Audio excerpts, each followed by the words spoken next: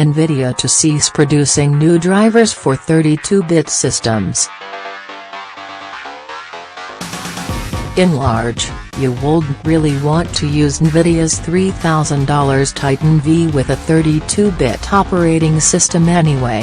While most people have probably made the switch by now, yet another reason to drop 32-bit operating systems and move to 64 bits is coming.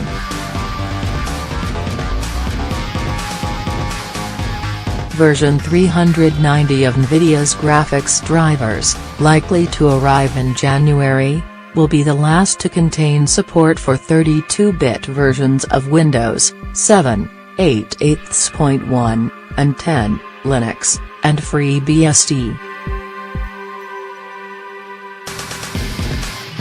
There will be another year of security updates for 32-bit drivers, but all new features, performance enhancements, and support for new hardware will require the use of a 64-bit operating system and 64-bit drivers.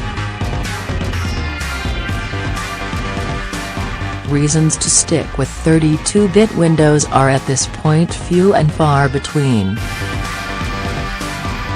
64-bit Windows has superior security to 32-bit, and while it varies with workload, 64-bit applications can run somewhat faster than 32-bit counterparts.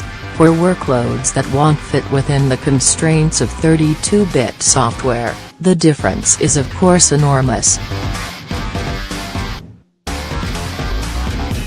Generally, those who continue to use the 32-bit operating system tend to be subject to some kind of legacy constraint.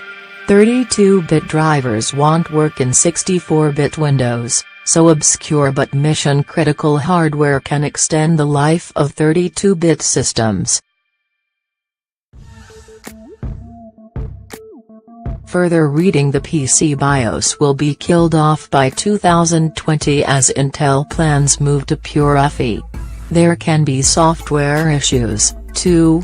32-bit Windows can run both 16-bit Windows and 16 and 32-bit DOS applications.